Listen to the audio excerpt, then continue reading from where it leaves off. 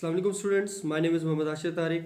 Okay students, हम लोगों ने क्लास 10 का चैप्टर नंबर 11 स्टार्ट किया था होम्योस्टैसिस। तो हमने होम्योस्टैसिस इन प्लांट्स में सारा डिस्कस कर लिया था कि उसमें होम्योस्टैसिस कैसे करते हैं, प्लांट्स वगैरह अपने बॉडी के इंटरनल कंडीशंस को कैसे मेंटेन रखने हैं। अब आगे हमारे पास आ जाता है ह्यूमंस के बारे में। अब ह्यूमंस के बारे में ये कहा जाता है कि ह्यूमंस के पास highly developed homeostasis system present होता है। जैसे दूसरे एनिमल्स के पास है, वैसे ही ह्यूमंस के पास भी होम्योस्टैटिक सिस्टम क्या है, प्रेजेंट है। अब हम ह्यूमंस के अंदर कुछ डिफरेंट ऑर्गन्स हैं जो होम्योस्टैसिस को परफॉर्म करवा रहे हैं। तो उसमें हमारे पास जो मोस्ट इंपॉर्टेंट ऑर्गन्स जो होम्योस्टैसिस को परफॉर्म करवा रहे हैं हमारी बॉडी में, वो आ जाते हैं लंग्स, उसके बाद स्किन और तीसरे नंबर पे kidney. These three organs are involve in homeostasis in human body. अब वन बाय वन हम क्या करेंगे, इन तीनों ऑर्गन्स को डिस्कस करते हैं। तो पहले हमारे पास जो डिस्कस करने के हम वो है स्किन। अब स्किन के बारे में ये कहा जाता है कि स्किन जो हमारे पास वो बनी होती है 2 लेयर्स की। 2 लेयर्स की स्किन बनी हुई है। जो पहली लेयर है उसको हम नाम देते हैं एपिडर्मिस का, और सेकंड को हम कहते हैं डर्मिस। अब एपिडर्मिस, एपी कहते हैं बाहर वाली को, और बाहर जो भी चीज़ होती है उसका काम क्या होता है, प्रोटेक्शन प्रोवाइड करना। तो एपिडर्मिस भी क्या है, एक प्रोटेक्टिव लेयर है। और ऐसी लेयर है जिसके पास नो ब्लड वेसल्स, के इसके पास कोई भी ब्लड वेसल्स, खून की नालियाँ वगैरह प्रेजेंट नहीं होती। ये हमारे पास एपिडर्मिस की लेयर, जो स्किन की आउटर साइड है, आउटर लेयर है, उसको हम क्या नाम देते हैं, एपिडर्मिस। और उसके अंदर कोई भी ब्लड वेसल्स वगैरह प्रेजेंट नहीं होती। जो सेकंड लेयर है हमारे पास स्किन की, उसको हम नाम देते हैं डर्मिस का। और डर्मिस जो है इनर मेम्ब्रेन है, इनर लेयर है किसकी, स्किन की। और इनर लेयर के अंदर क्या कहते हैं, ब्लड वेसल्स भी पाई जाती हैं, सेंसरी नर्व एंडिंग्स भी प्रेजेंट होती हैं, यानी कि ऐसी नर्व एंडिंग्स जो किसी चीज़ को सेंस करे, जो किसी चीज़ के बारे में बताएं।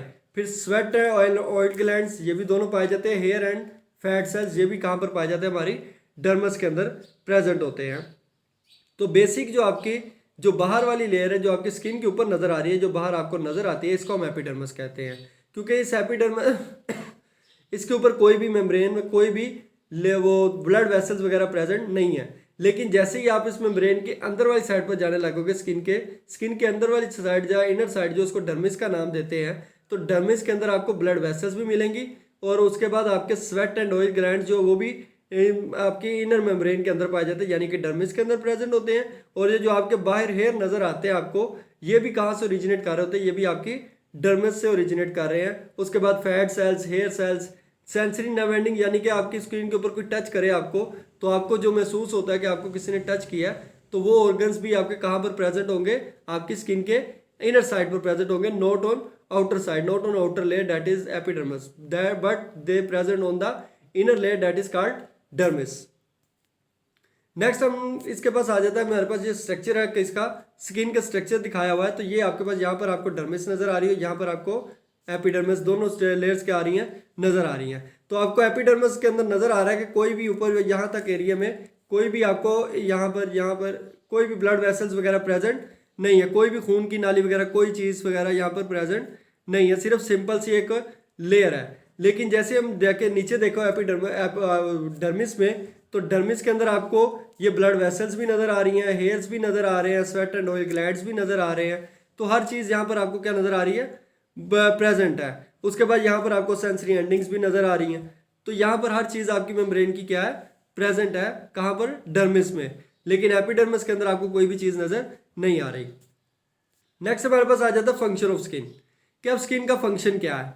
अब स्किन डिफरेंट फंक्शंस परफॉर्म करती है। पहले नंबर पर रेगुलेट बॉडी टेम्परेचर, स्किन ने पहले नंबर पे क्या करना है, आपकी बॉडी का जो टेम्परेचर है उसको रेगुलेट करना है। तो ये भी आपकी बॉडी के टेम्परेचर को भी रेगुलेट करना क्या, एक होम्योस्टैसिस का प्रोसेस है कि जब वो बाहर का टेम्परेचर चेंज होगा तो आपकी स्किन क्या करेगी, आपके इंटरनल टेम्परेचर को चेंज नहीं होने देगी।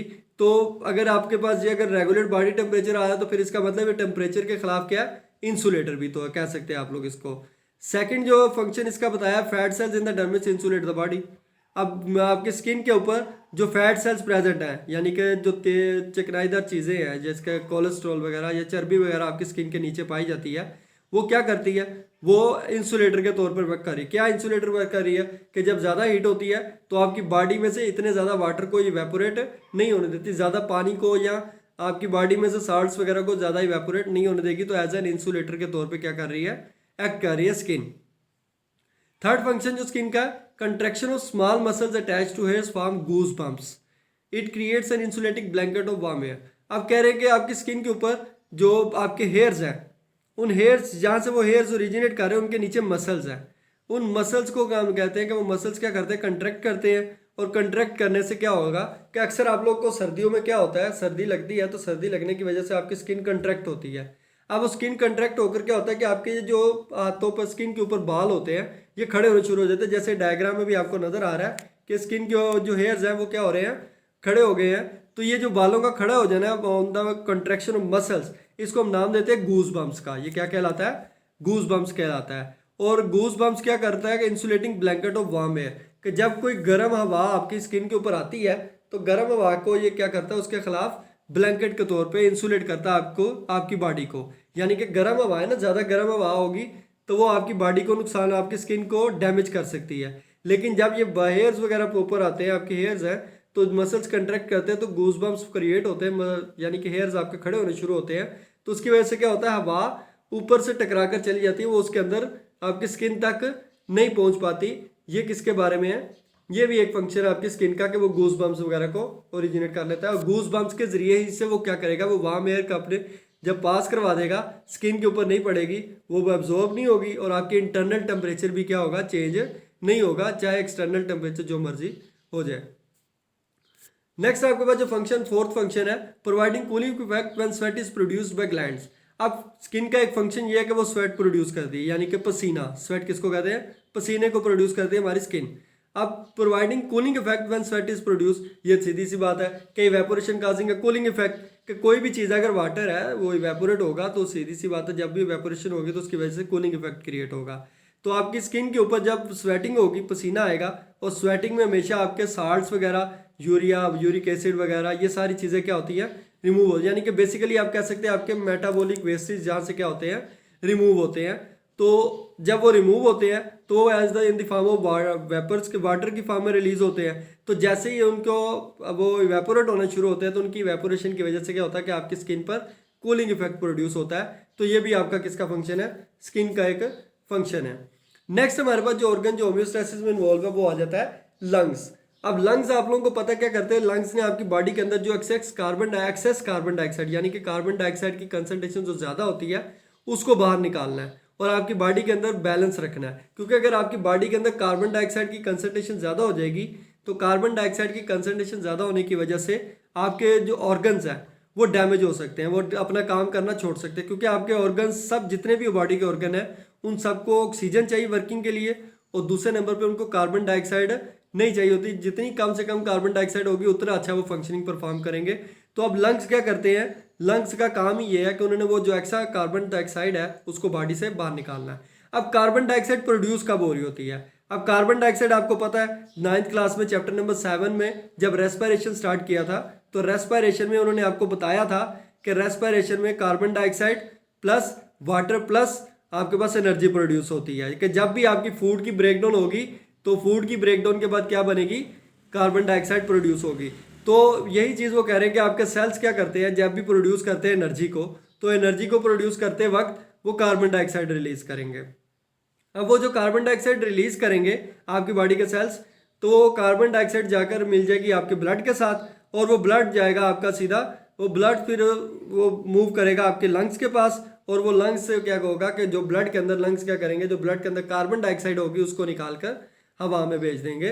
तो ये हमारे लंग्स का फंक्शन है कि लंग्स ने हमारी बॉडी को कार्बन डाइऑक्साइड से बचाना। तो प्रोसेस भी बता दिया कि ब्लड सेल्स आपके रिलीज करेंगे कार्बन डाइऑक्साइड को, सेल्स से रिलीज होकर वो एंटर हो जाएगा कार्बन डाइऑक्साइड आपके ब्लड में, और ब्लड जाएगा आपके लंग्स के पास, और लंग्स क्या करेंगे, उस ब्लड में से कार्बन डाइऑक्साइड को निकाल कर हवा में क्या कर देंगे, रिमूव करवा देंगे। तो ये हमारे पास लंग्स का फंक्शन था। अब तीसरा जो ऑर्गन हमारे पास इन्वॉल्व होता है होम्योस्टैसिस में हमारी बॉडी के अंदर, डैट इज किडनी। अब किडनी के बारे में हम आगे डिटेल में पढ़ेंगे, लेकिन अभी सिर्फ किडनी के बारे में इतना सा जान लें कि किडनी क्या करती है। किडनी ने आपकी बॉडी के अंदर जितना एक्सेस वाटर है, साल्ट्स वगैरह, यूरिया, यूरिक एसिड वगैरह आपके खून में से और निकाल देना होता है। यानी कि आपके ब्लड के अंदर जितना वाटर एक्स्ट्रा है, जो आपका यूरिया, यूरिक एसिड, साल्ट्स वगैरह आपके ब्लड के अंदर ज़्यादा होंगे, आपकी किडनी ने क्या करना है, आपके ब्लड को फिल्टर करना है, और ब्लड को फिल्टर करके इन सब मटेरियल्स को निकाल देना है। और ये मटेरियल जब वो निकालेगी किडनी, तो वो किस फॉर्म में निकालेगी आपकी बॉडी से, यूरिन की फॉर्म में। तो आप लोग ये भी कह सकते हो कि किडनी का जो बेसिक फंक्शन है वो यूरिन फॉर्मेशन है। किडनी ने क्या करना है, यूरिन को बनाना है। तो वो हमारे पास यूरिन को बनाकर हमारी बॉडी में से एक्स्ट्रा साल्ट्स वाटर वगैरह को क्या करवा देंगे, रिमूव करवा देंगे। जब हमारी बॉडी से एक्स्ट्रा साल्ट्स वगैरह निकल जाएंगे तो हमारी इंटरनल कंडीशंस फिर क्या हो जाएंगी, मेंटेन हो जाएंगी। तो ये भी हमारा किसने, किडनी ने भी क्या काम किया, होम्योस्टेसिस में हेल्प करवाई। तो यही डिफरेंट ऑर्गन्स थे ह्यूमंस के अंदर जो होम्योस्टेसिस वगैरह को क्या करवा रहे हैं, परफॉर्म करवाते हैं। इन्हीं ऑर्गन्स के ज़रिए से हमारी पूरी बॉडी ये होम्योस्टेसिस को परफॉर्म करती है। तो इंशाल्लाह हम नेक्स्ट लेक्चर में अब आपको किडनी के बारे में बताऊंगा डिटेल में, यानी कि हम यूरिनरी सिस्टम को डिस्कस करेंगे। अभी के लिए इतना ही बस। Thank you. अल्लाह हाफिज़ स्टूडेंट।